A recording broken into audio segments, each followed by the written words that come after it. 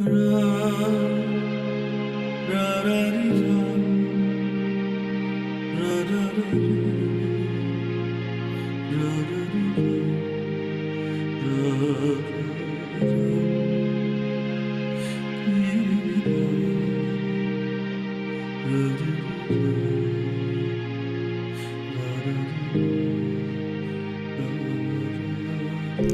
benden göçüp gidenlere, elime, dilime, kirpiğime, üzerine kar düşmüş garip zülüflerime.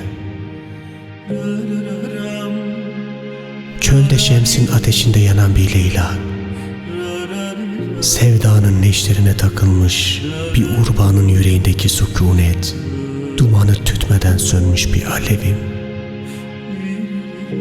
Dualarım üzerine bir bir düşecek elbet. Kaç ayaz daha varsın hicrana, kaç karın saatleriyle uyuyup uyanacaksın. Kaç rota daha çizeceksin imanı olmayan gemiye. 4.30 vapuru da kalkar şimdi. Biraz daha otur hadi, bir türkü daha yak gidişine. Kaç bahar daha geçecek çiçeksiz, umutsuz, sevimsiz, sevgisiz. Kırlangıçlar duadan duaya, ben sitemkar, bedelsiz ama en çok da sensiz. Gece olur ayın mehtabı dolar odama. Değer pervazına çığlığın, biraz da uyur karyolamın başında.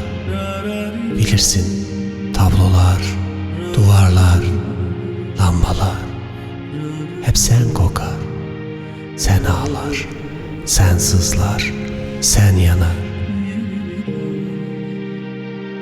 Bilirsin korkarım mavinin derin sularından, elimde tuttuğum gözlerin ummanda boğulmuş yaşlarından ve puslu, buğulu camlardan, bir akşam sefası gibi ruhunun körpecik hilesiz dünyasından.